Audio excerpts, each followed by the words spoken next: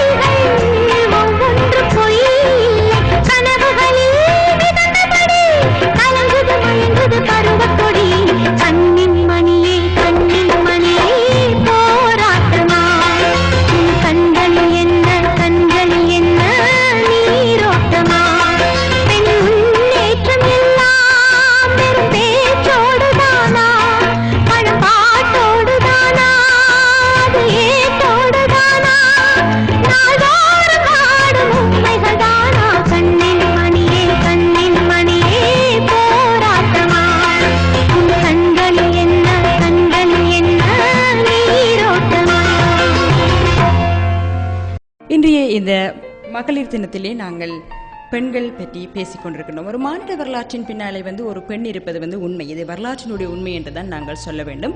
வரலாற்றோடு வாழ்வோடு இயற்கையோடு என்று எல்லாவற்றிலும் மிக முக்கியமாக கலந்திருப்பவர்கள் இந்த பெண்கள்.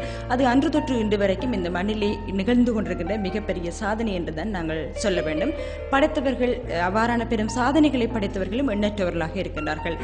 இந்த பெண் சாதனையாளர்கள் பற்றி கூட நாங்கள் இப்பொழுது அன்று அளவிலே அவர்கள் விகிதாசார அளவிலே அவர்கள் குறைவான அளவிலே இருந்தாலும் இன்றும் இந்த சமகாலத்திலே இந்த பெண் சாதனையாளர்கள் என்பவர்கள் நாட்டுக்கு நாடு நாளுக்கு நாள் நிறையவே காணப்படுகின்றார்கள். இவர்களும் போல ஆண்களைப் போலவே அறிவிலும் ஆற்றலிலும் உழைப்பிலும் உயர்ந்த பண்புகளிலும் நிறைந்திருக்கின்றார்கள். ஒருபடி மேலேயே இவர்கள் உயர்ந்து நிற்கின்றார்கள். அதுதான் என்ன, அந்த மேன்மைதான் என்ன அப்படி என்ற கேள்வி எங்கள் எல்லோருக்கும் இருக்கும். அது என்ன, ஆண்களை விட பெண்கள் ஒருபடி மேல் நோக்கி நிற்கின்றார்கள் என்றால் அதான் இந்த குழந்தையை பெற்றெடுக்க முடியுமே என்கின்ற அந்த தாய்மை. அது பெண்களுக்கு மட்டுமே கொடுக்கப்பட்ட, கடவுளாலே கொடுக்கப்பட்டிருக்கின்ற ஒரு வரம் இந்த தாய்மை. இந்த தாய்மை என்பது இல்லாமல் யாருமே இந்த உலகிலே நாங்கள் மாணவர்களாக இங்கே நாங்கள் அவதரித்திருக்க முடியாது. மாணவர்கள் என்று சொல்வதற்கு இல்லை. இந்த தாய்மை என்பது அது அனைத்து உயிரினங்களுக்கும் ஒரு பொதுவான ஒரு சொல்லுதான் இந்த தாய்மையான சொல். அது உண்மையிலே ஒரு போற்றுதலுக்குரிய விடயம்தான் இந்த தாய்மை. இந்த பெண்கள் பற்றி நாங்கள் சிந்திக்கின்ற இந்த நாளிலே இந்த பெண்களுக்குரிய கௌரவங்களும் அவர்களுக்குரிய இடமும் உண்மையிலேயே சிறப்பானதாக வழங்கப்பட வேண்டும். அது ஒரு வீட்டிலே இருந்து ஆரம்பிக்கின்றது. சாதாரணமாக ஒரு பெண்ணுக்கான தனித்துவம் அல்லது பெண்ணுக்கான இடம் என்பது அவளுக்கான பாதுகாப்பு என்பது குடும்பத்திலிருந்து வீட்டிலிருந்து தான் ஆரம்பிக்கின்றது. அதைத் தொடர்ந்து அது பின்னர் சமூகத்திலும் பின்னர் அது அவ்வாறே பறந்துபட்டு செல்கின்றது என்றுதான். ஆம் தமிழிலா, உண்மையிலேயே சமூகத்திலே பெண்ணியம் என்பது எந்த அளவிற்கு மதிக்கப்பட வேண்டியது, பெண் எந்த அளவிற்கு மதிக்கப்பட வேண்டியவள், சமூகத்தினுடைய ஆதிக்க வலைகளிலே, ஆதிக்க தலைகளிலே, ஆதிக்கத்திற்குள்ளே இருந்து எவ்வாறு பெண் தன்னை விடுவித்துக் கொண்டு பெண்கள் தங்களுடைய உரிமைகளுக்காக போராடுகின்றார்களோ அதுதான் பெண்ணியம் என்று சொல்லப்படுகின்றது. ஆணை போலத்தான் பெண்ணும், பெண்ணை போலத்தான் ஆணும் இருக்க வேண்டும் என்கின்ற நியதிகளுக்கு அப்பால் ஆண்கள் எவ்வாறு இருக்கின்றார்கள், நாங்கள் எவ்வாறு இருக்கின்றோம் என்ற கேள்வியை உள்ளடக்கியதுதான் பெண்ணியத்திற்கான ஒரு மிகப்பெரிய ஒரு விடயமாக இருக்கின்றது. பெண்ணியம் என்பது, பெண்கள் என்பது உண்மையிலேயே அடக்குமுறைகளை தாண்டி வாழ நினைப்பவர்கள் தான் இப்போதைய காலத்திலே பெண்களாக இருக்கின்றார்கள். ஆனபடியினாலே பெண்கள் எல்லோருமே அடக்குமுறைக்குள் உள்ளாக்கப்பட்டிருக்கின்றார்கள் என்பது ஒரு வகையிலே உண்மையாகவும் இருக்கின்றது. சமூகம் சார்ந்து, நாடு சார்ந்து வாழ்க்கையில் ஒரு துளியாவது பெண்கள் என்று வாழ்ந்துவிட்டு போக வேண்டும் என்று நினைக்கின்ற பெண்கள் இன்றைய காலகட்டத்தில் ஏராளம். நாங்கள் பெண்கள் என்று வாழ்ந்துவிட்டு போக வேண்டும் என்று நினைக்கின்ற பெண்கள் வரிசையில் பலர் இருக்கின்றார்கள், பலர் இருந்தும் இருக்கின்றார்கள். ஆனால் அந்த ஒரு சிலரால் மட்டும் வெற்றியினை ஈட்டிவிட முடியவில்லை. காலங்காலமாக பெண் அடிமை, பெண் அடிமைத்துவத்திற்கு எதிரான போராட்டங்கள், பெண்கள் விடுதலைக்கான போராட்டங்கள், பெண்களுடைய உரிமைகளுக்கான போராட்டங்கள், பெண்களை துன்புறுத்துபவர்களுக்கு எதிரான போராட்டங்கள் என்று போராட்டங்கள், எண்ணற்ற போராட்டங்கள் இடம்பெற்றுக் கொண்டிருந்தாலும் பெண்கள் என்ற அந்த ஒரு சமூக அமைப்பிலிருந்து ஏனையவர்கள் அவர்களை ஒரு பகுதியினராக பார்க்கின்ற தன்மை இன்றைக்கும் பெண்களை போராட வேண்டிய ஒருவர்களாக மாற்றியிருக்கின்றது.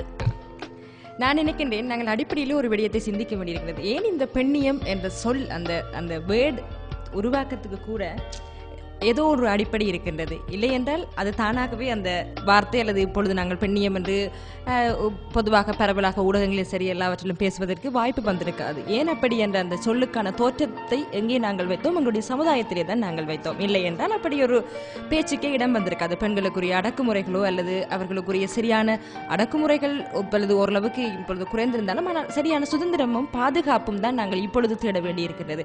இப்படி ஒன்று சமூகத்திலே சுமூகமாக கிடைக்கப்பெற்றிருக்குமாக இருந்தால் இந்த பெண்ணியம் என்ற சொல்லுக்கோ அல்லது அந்த பேச்சுக்கோ இடம் இருந்திருக்காது என்பதுதான் என்னுடைய கருத்தாக இருக்கின்றது. இல்லையா தமிழில் இன்னொரு விஷயம் சொல்வார்கள், இந்த பெண்கள் எப்படித்தான், உண்மையிலேயே நான் ஒரு பெண்ணாக இருந்து கொண்டு இந்த விஷயத்தை சொல்கின்றேன் என்று நேர்கள் கோவிக்க கூடாது. நான் சொல்ல போகின்ற இந்த விஷயம்தான் தமிழில் நீங்கள் கூறியது போல, அதாவது பெண்களை எண்ணத்திற்காக இந்த சமூகம் அப்படி ஒரு பார்வையில் பார்க்கின்றது. அடக்குமுறை, ஒடுக்குமுறை, பெண்ணியம் எண்ணத்திற்காக தேவை, அவர்களுக்கான பாதுகாப்பு, நீங்கள் சொன்னது போல அவர்களுக்கான சுதந்திரம், இந்த இரண்டையும் அமைத்து கொடுப்பதற்கு இப்படி ஒரு வார்த்தை ஏற்கனவே சினிமாவில் பிரயோகமாகி இருக்கின்றது. இங்கிலாந்து ராணி என்ன, அம்மனான சாமி என்ன, ஆம்பளையின் கையில் அவளே அடங்கித்தானே போக வேண்டும் என்று. உண்மையில் இங்கே குறிப்பிடப்பட்டிருக்கின்ற விஷயம் என்ன, எதற்காக இது கூறப்பட்டிருக்கின்றது என்பது உண்மையில் மிகப்பெரிய கேள்விக்குறியாகத்தான் இருக்கின்றது. எதற்காக இங்கிலாந்து ராணியாக இருந்தால் என்ன, அம்மனான சாமியாக இருந்தால் என்ன, எதற்காக ஆம்பளையின் கையிலே அடங்கி போக வேண்டும்? உண்மையில் அவர்களுடைய தனி மனிதர்களுக்குரிய அந்த ஒரு ஒழுக்கப்பாட்டுக்காகவா அல்லது வேறு ஏதும் சந்தர்ப்பங்களுக்காகவா இந்த வசனத்தை சொல்லி இருக்கின்றார்கள் என்பது உண்மையில் எனக்கு இன்றைக்கு வரைக்கும் ஒரு மறையாத கேள்வியாக இருக்கின்றது. பொதுவாகவே பெண்கள் பலசாலிகளாக இருப்பது அல்ல, ஆனாலும் இந்த கருத்தினோடு பார்க்கும்போது பெண்கள் இச்சைகளுக்கு ஆளாக்கப்படும் போது, இச்சைகளுக்கு உள்ளாக்கப்படும் போது அடங்கி போகின்றார்களோ என்கின்ற கேள்வி எழுகின்றது. இவற்றையும் தாண்டி பெண்கள் எழ வேண்டும், அதுதான் என்னுடைய விருப்பமாக இருக்கின்றது. அதுதான் பெண்களுடைய சுதந்திரமாகவும் பெண்களுடைய தனி உரிமையாகவும் இருக்கும் என்று நான் கருதுகின்றேன். ஆம்பிரியம்பதான் நாங்கள் நிகழ்ச்சியிலே நிறைய பேசி இருக்கின்றோம். ஒரு பாடல் ஒன்றை கேட்டு ரசித்துவிட்டு தொடர்ந்தும் நாங்கள் நிகழ்ச்சியோடு இணைந்திருக்கலாம். மனதில் உறுதி வேண்டும், வார்த்தையிலே தெளிவும் வேண்டும். மனதில் உறுதி வேண்டும், வார்த்தையிலே தெளிவும் வேண்டும். உணர்ச்சி என்பது வேண்டும், ஒளி படைத்த பார்வை வேண்டும், ஞான தீபமேற்ற வேண்டும். மனதில் உறுதி வேண்டும், வார்த்தையிலே தெளிவும் வேண்டும். மனதில் உறுதி வேண்டும், மனதில் உறுதி வேண்டும்.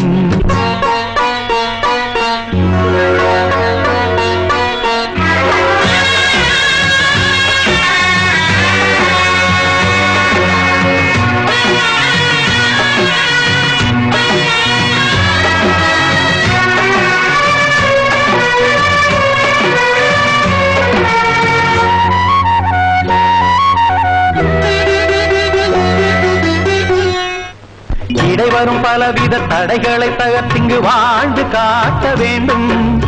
இலக்கிய பெண்மைக்கு இலக்கணம் நீ என யாரும் போற்ற வேண்டும். மாதர் தம்மை கேலி பேசும் மூடர் வாயை மூடுவோம். மானம் காக்கும் மாந்தர் யாக்கும் மாலை வாங்கி போடுவோம். வீடு காக்கும் பெண்ணை வாழ்த்தி நாடும் ஏடும் பேச வேண்டும். மனதில் உறுதி வேண்டும், வார்த்தையிலே தெளிவும் வேண்டும். மனதில் உறுதி வேண்டும், மனதில் உறுதி வேண்டும்.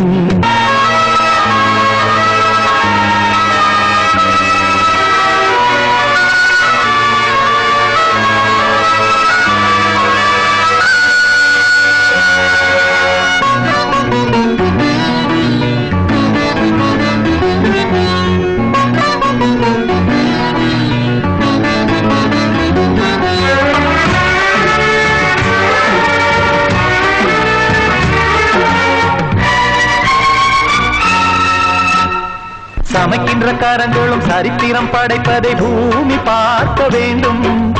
ஊரத்து தேசத்தில் பாரத பெண்மையின் பாடல் கேட்க வேண்டும்.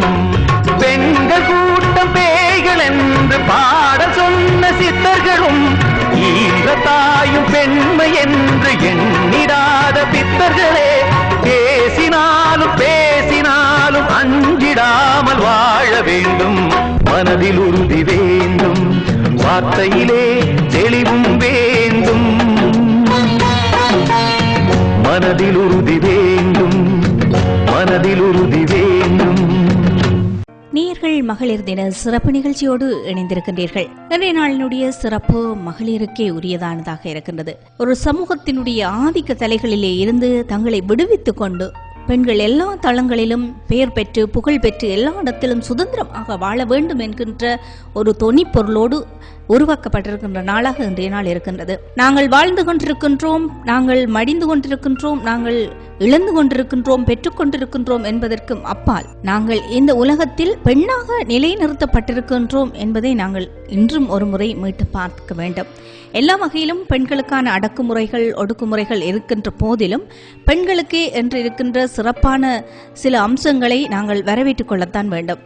ஒவ்வொருவரும் தங்களுடைய வாழ்க்கையிலே என்னென்ன விஷயங்களை சாதிக்க வேண்டும் என்று நினைக்கின்றார்களோ அந்தந்த விஷயங்களிலே தங்களுடைய சாதனைகளை நிலைநிறுத்திக் கொண்டிருக்கின்றார்கள்.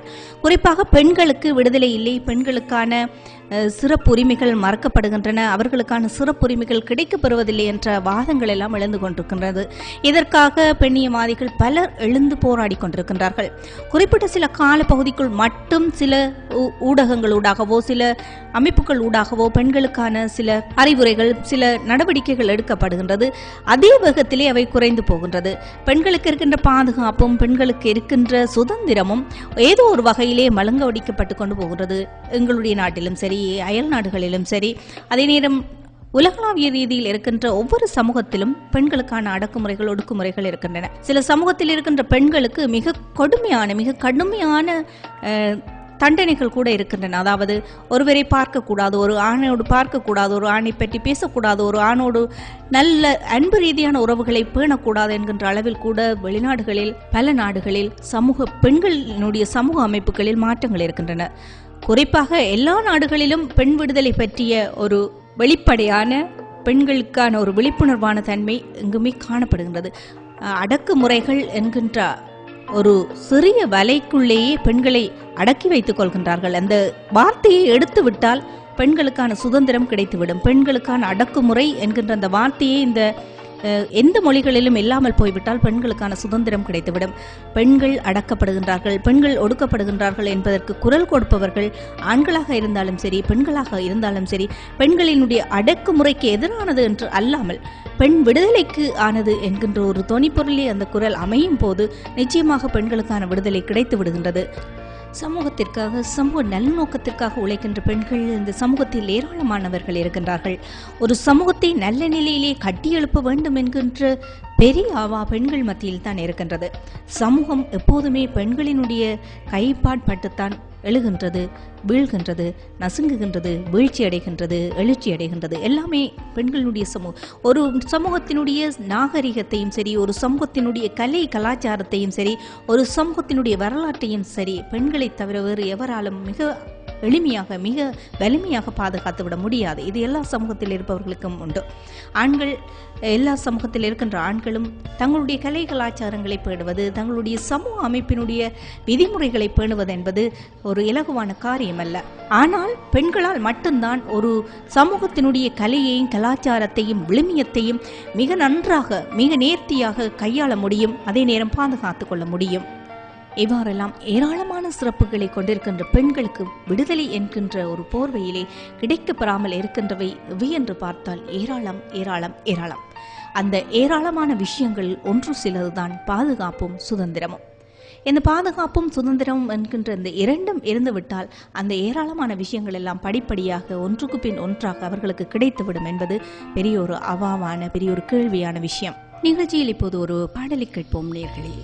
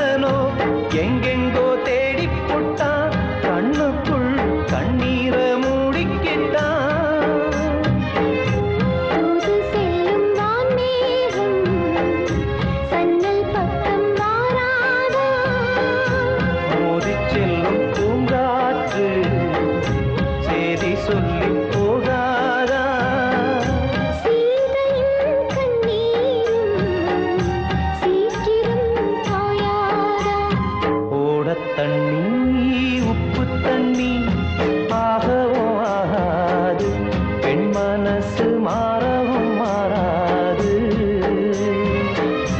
தங்கத்தை சுட்டாலும் தண்ணீரம் போகாது புத்திதான் கெட்டாலும் அன்பு மட்டும் மாறாது ஓடத் தண்ணி உப்பு தண்ணி ஆகவும் ஆகாது பெண் மனசு மாறவும் மாறாது